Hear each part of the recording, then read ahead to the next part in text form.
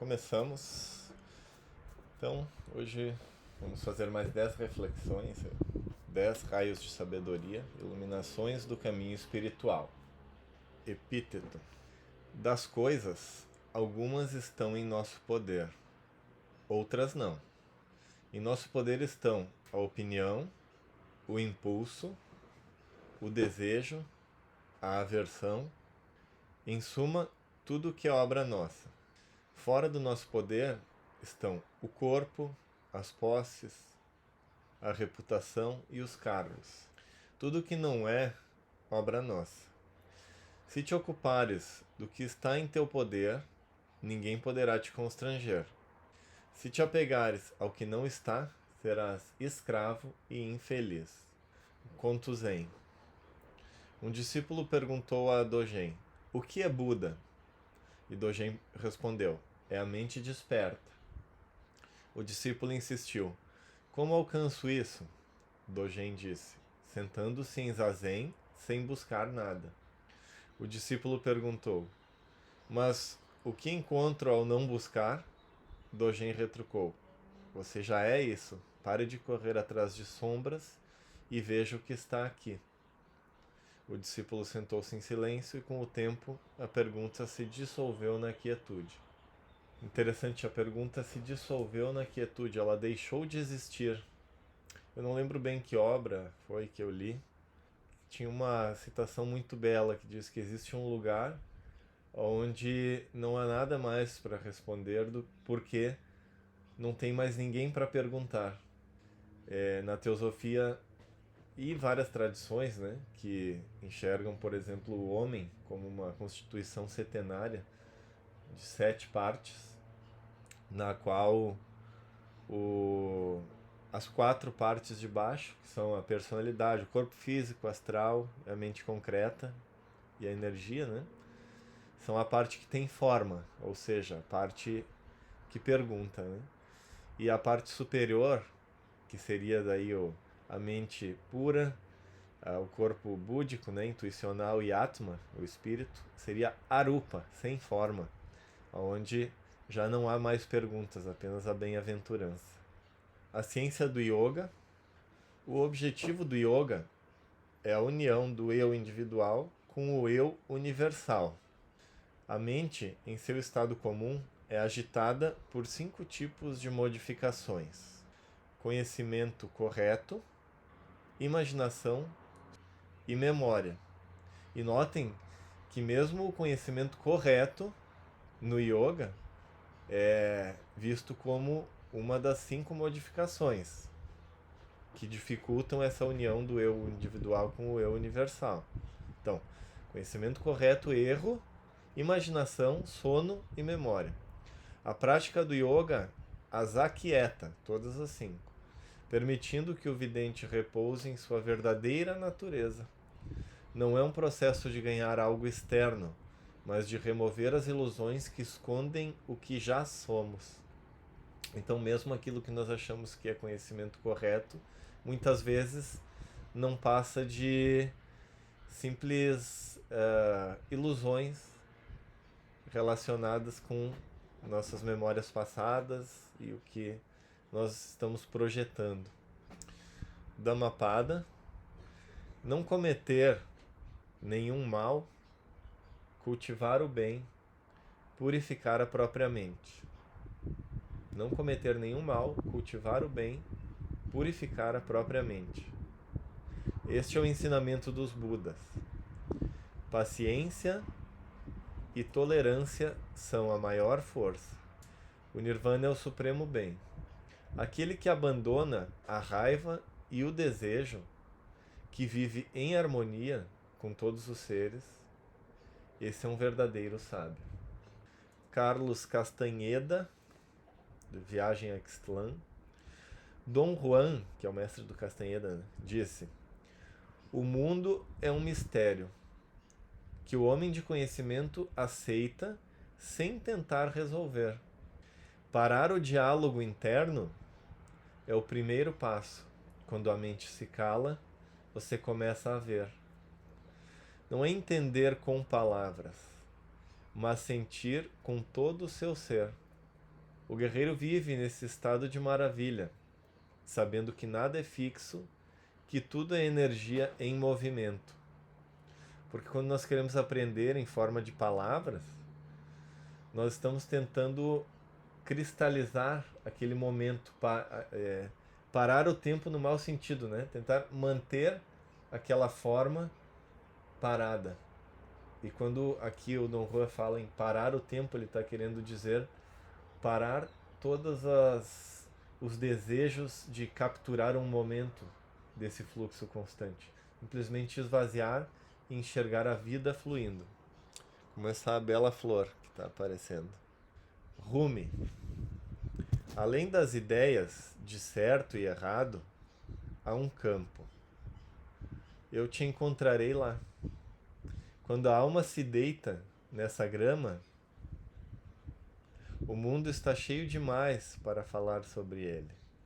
Ideias, linguagem, até mesmo a frase um ao outro não fazem mais sentido.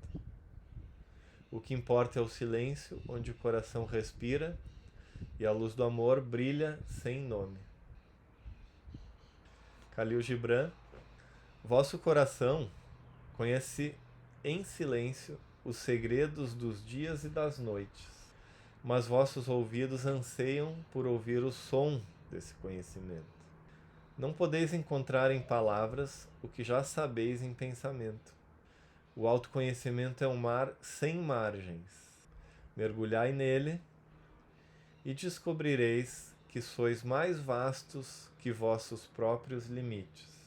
Um mar sem margens. É o Arupa, né? Sem forma, que eu comentei agora há pouco. E nós queremos nos enquadrar como eu sou isso, eu sou aquilo, é simplesmente limitar a si mesmo, limitar o mistério, a grandeza do que nós somos. Nós não podemos ficar enquadrados em um quadro social, né? Em um quadro onde nos limitamos a uma descrição intelectual. Nós, em algum momento, às vezes cedo demais na vida, inclusive, escolhemos e a partir dali nos limitamos a esse pequeno quadro da totalidade de nós mesmos. Annie Besant, a sabedoria antiga. A alma humana é uma chispa do fogo divino, destinada a crescer até se fundir novamente com a chama de onde veio. Unir o eu individual com o eu divino. A vida é uma série de encarnações, cada uma lição no grande plano da evolução. O karma governa tudo com justiça perfeita, e o amor é a força que une o visível ao invisível. O que seria do visível sem a influência do invisível, sem a vida que o vivifica, né?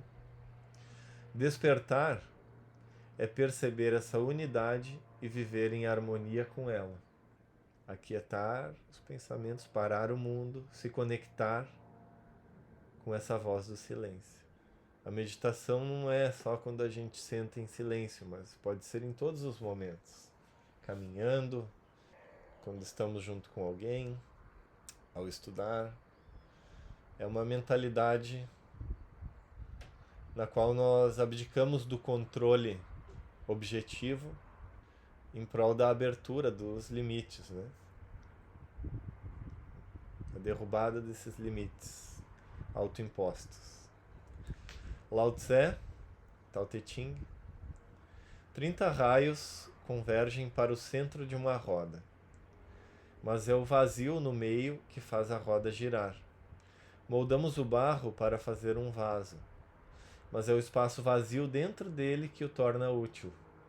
Construímos portas e janelas numa casa, mas é o vazio que permite habitá-la. Assim, o visível nos serve, mas o invisível é o que dá sentido.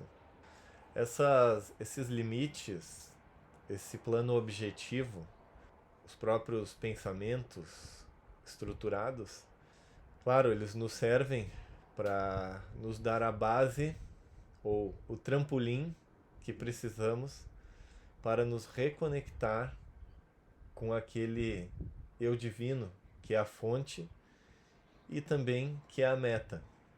E tudo que é objetivo para que nós possamos criar uma plataforma na qual possamos nos alçar de volta para o ilimitado.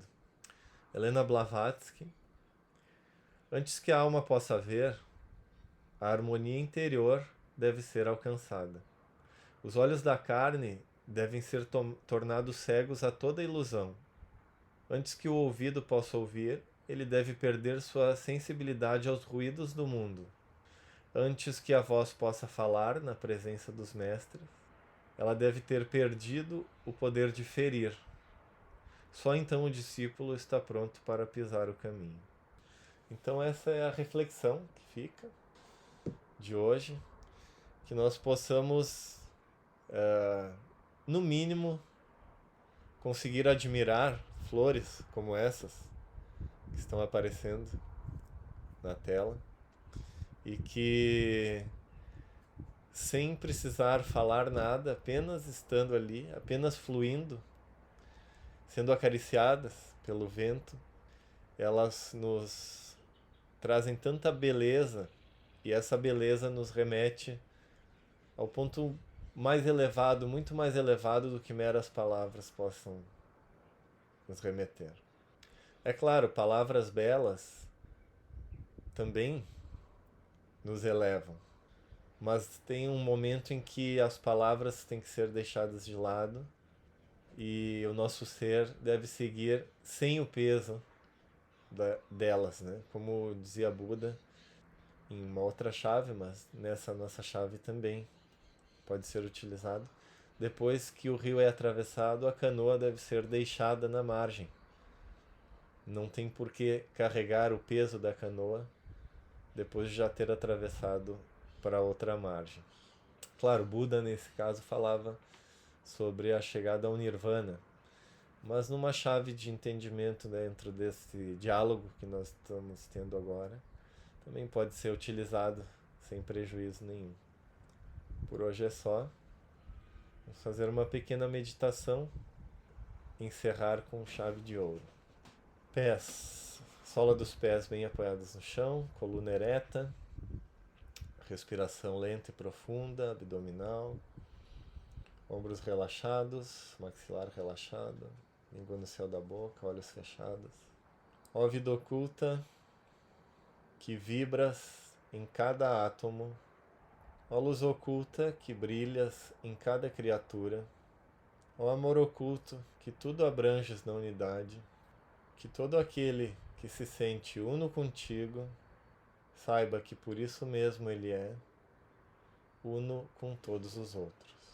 Vamos irradiar luz, saúde em todas as direções, ao leste, ao oeste, ao norte, ao sul, ao zênite e ao nadir.